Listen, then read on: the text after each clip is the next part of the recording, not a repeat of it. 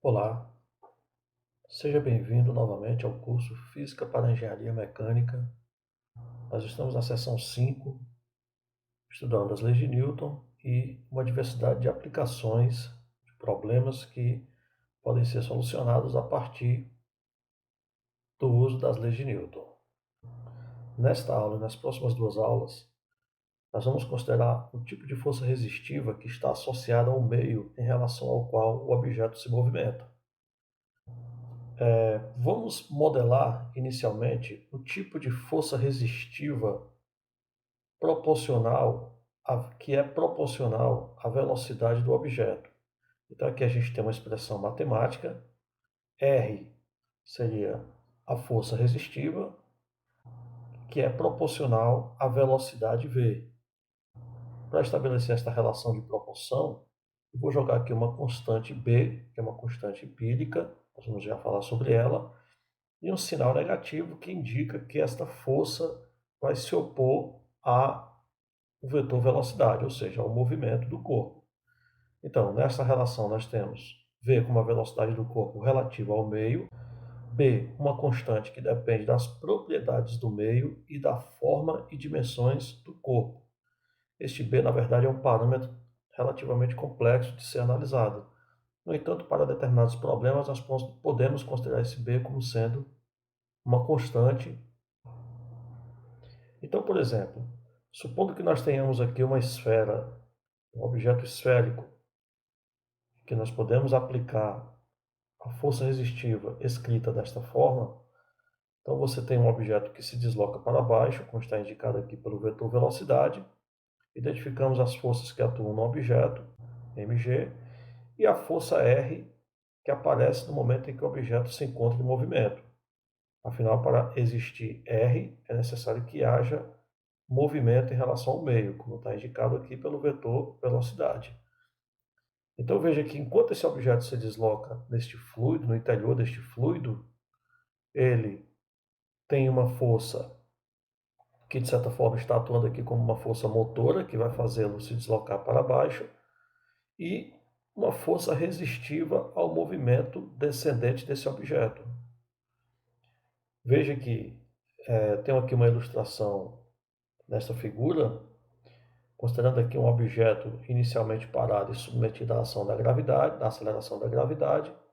Esse objeto se movimenta para baixo e, supondo que esses registros sejam feitos em intervalos de tempos iguais, veja que à medida que o objeto cai, a sua velocidade vai aumentando até que ela atinge um valor constante, que nós vamos chamar de velocidade terminal, que ocorre quando a força resistiva se iguala ao valor da força peso.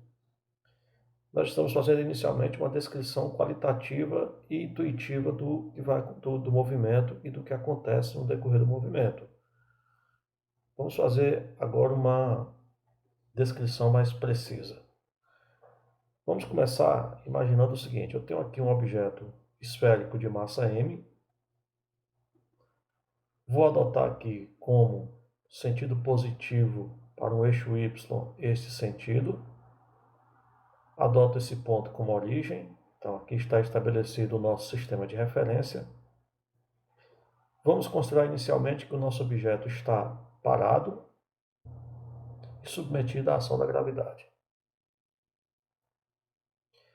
Então, enquanto esse objeto está caindo, vamos pará-lo aqui em um determinado ponto. Neste momento ele tem uma velocidade diferente de zero. Identifico as forças que atuam no objeto, então eu tenho aqui o seu peso, mg, e quando ele adquire uma velocidade, aparece uma força resistiva contrária ao seu movimento. Então vamos aplicar a segunda lei de Newton, força resultante igual a massa vezes a aceleração. A resultante das forças será dada por mg menos bv, o sinal negativo, já que se opõe à orientação estabelecida, igual a massa vezes a aceleração. Só que a aceleração eu vou escrever como sendo a derivada da velocidade no tempo. Vamos manipular esta equação. Eu vou multiplicar toda a expressão por 1 sobre m, equivale a dividir pela massa. Então, eu terei G menos P sobre m V igual a dV dt. Esta equação é uma equação diferencial ordinária de primeira ordem. Nós vamos analisar esta equação sem ter que resolvê-la, ok? Vamos observar o seguinte. A solução desta equação é uma solução dada por v como função do tempo igual a mg sobre b, 1 menos exponencial de menos b sobre mt.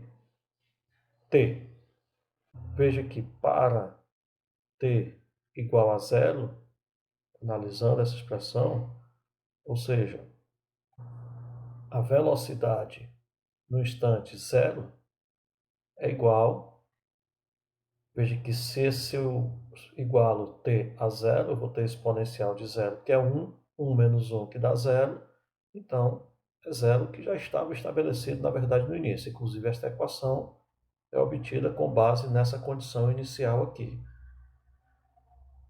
Uma outra situação é a seguinte: se nós fizermos t ir para infinito, que vai implicar que exponencial de menos b sobre mt vai para zero, porque veja que isso aqui é exponencial de menos b sobre mt, que é 1 sobre essa expressão. Então, se eu faço t aumentar, eu vou estar dividindo 1 por um termo cada vez maior. Então, se t vai para infinito, o resultado deste termo aqui vai para zero.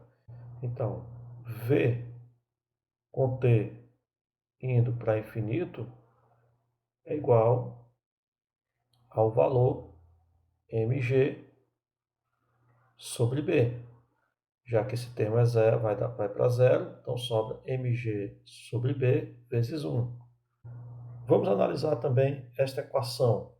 Vamos dar uma olhada aqui que g menos b sobre m v é igual a dv dt. Veja, a resistência do ar é proporcional à velocidade. Este valor aqui ele fica constante, que é massa vezes gravidade. À medida que o objeto vai caindo, a velocidade vai aumentando. Se a velocidade vai aumentando, vai chegar um momento em que esses dois valores vão se igualar. Quando esses valores se igualarem em módulo, a resultante vai ser zero. Sendo a resultante zero, o corpo não terá mais aceleração, e se não tem aceleração, a taxa de variação da velocidade no tempo é zero, já que esse é o valor da aceleração. Então, nessa situação, o que dv dt para dv dt igual a zero, que é quando a velocidade deixa de aumentar, eu tenho a expressão g menos b sobre m v igual a zero. Isolando este v, nós vamos obter a expressão v igual a mg sobre b, que é um valor constante. Afinal, a massa é constante, a gravidade também, e esse b é uma constante, como já foi citado, uma constante empírica. Este valor aqui é o que nós chamamos de velocidade terminal. Isso quer dizer o quê? Com a resistência do ar, um objeto em queda, ele vai ter essa força se opondo ao seu movimento e que aumenta de módulo enquanto a velocidade vai aumentando. Só que ela não aumenta infinitamente. Vai chegar um momento em que este valor vai se igualar ao peso. E aí, nesse momento, a velocidade deixa de aumentar e o objeto passa a cair com velocidade constante. No primeiro momento, esse tempo, esse instante ocorre no infinito. Mas se nós analisarmos à luz da equação diferencial obtida, através desse raciocínio de que dv dt é zero no momento em que essas duas forças se igualarem em módulo, a gente chega ao valor V de Vt igual a mg sobre b, que é exatamente o valor desta velocidade, que a gente chama de velocidade terminal. Então, à medida que o corpo cai, a sua velocidade tende a uma velocidade terminal dada por mg sobre b. Uma outra observação diz respeito a um determinado valor, que é o seguinte: eu vou fazer t igual a m sobre b. E eu vou designar por um símbolozinho específico, por um tal, que é uma constante de tempo. Vamos substituir este valor na função velocidade, que é a solução desta equação diferencial, ok?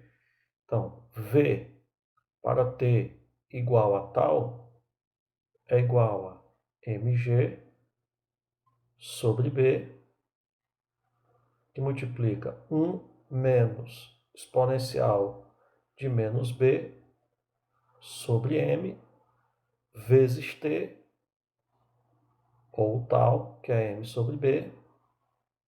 Então, v de tal é igual a mg sobre b, 1 menos exponencial de menos 1. Este valor aqui é 0,37. Então, V para este valor específico tal veja que mg sobre b é o valor da velocidade terminal. 1 menos 0,37 é 0,63. Então, isso aqui dá 0,63 Vt.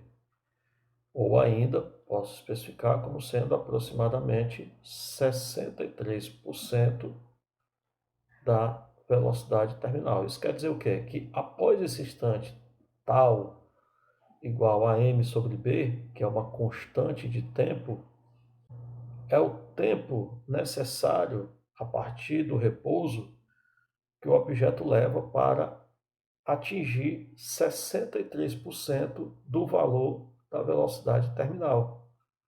Então, com isso, eu posso analisar mais um parâmetro para analisar a queda do objeto.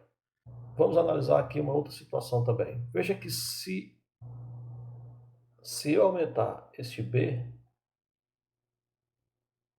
eu vou estar diminuindo o valor, eu vou estar reduzindo o valor da velocidade terminal, como está indicado aqui nessa expressão.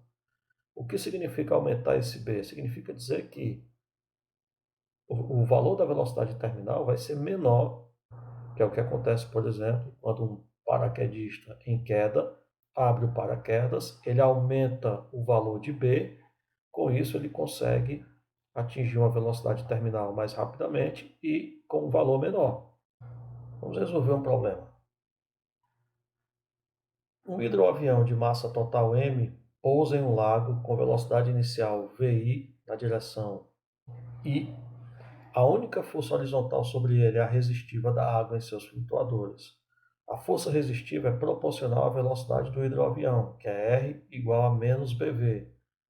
Aplique a segunda lei de Newton ao avião para determinar a velocidade do hidroavião como função do tempo. Vou representá-lo, supondo que seja possível modelá-lo como um objeto esférico, para que eu possa aplicar essa expressão. Eu tenho a velocidade V, tenho a força resistiva que vai se opor à velocidade, por isso o sinal negativo, e vou supor que esta seja a única força que vai atuar no objeto a partir de um determinado instante. Então vamos aplicar a segunda lei de Newton, força resultante igual a massa vezes aceleração, terei como resultante menos bv igual a m, a aceleração eu vou escrever como dv dt, vou multiplicar essa expressão por dt, e aí eu terei a seguinte expressão. Dando uma manipulada aqui, vou passar v para o outro lado, jogar massa para o denominador do b, então eu terei dv igual a dv sobre v igual a menos b sobre m dt. E vou integrar dos dois lados. Então, a integral de dv sobre v, de vi a um determinado valor v, é igual à integral de menos b sobre m de dt. Aqui do lado direito eu estou integrando em relação ao tempo, então vou integrar de zero, que é o valor, que é o instante correspondente à velocidade inicial, para o instante t, que diz respeito à velocidade v nesse instante. Então eu terei ln de v variando de vi a v igual a menos b sobre m integral de dt de 0 a t dá simplesmente t. Então, limite superior na função menos o limite inferior, então vai ficar ln de v menos ln de vi igual a menos b sobre m t. Eu posso escrever, relacionar esses dois ln's como sendo ln de v sobre vi igual a menos b sobre m vezes t. Resolvendo este logaritmo, v sobre vi é igual a exponencial de menos b sobre m t. Então daqui eu tiro que v como função do tempo é igual, passando o vi para o lado direito da equação, vi exponencial de menos b sobre m t. Então esta é a relação para determinar a velocidade do hidroavião em função do tempo. Vamos notar aqui uma coisa. Em que momento este avião vai parar, né? Veja que para t indo para infinito, tendendo a infinito, implica que a velocidade do hidroavião tende a zero. Eu vou estar dividindo esse termo VI por um valor cada vez maior e esse valor todo vai tender a zero. Isso quer dizer o quê? Que esse objeto só vai parar no instante t, no intervalo de tempo infinito. Ou seja, não vai parar nunca. Né? Mas a gente sabe que ele vai parar em algum momento. Então, como é que eu faço para determinar um parâmetro que esteja associado ao momento em que esse objeto para? Vamos fazer o seguinte, vamos obter uma expressão para a posição. Lembrar que v é dr dt, é a derivada da posição. Então, posso escrever dr como sendo v dt. Eu vou integrar dos dois lados. Do lado esquerdo eu vou integrar de 0 a r, considerar que o objeto está partindo da origem. No momento em que que inicia-se a análise, ele está num ponto que a gente adotou como origem. E a integral de v, que é esta expressão aqui.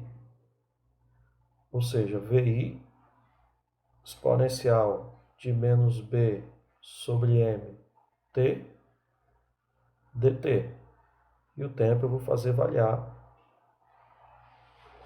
de 0 a t.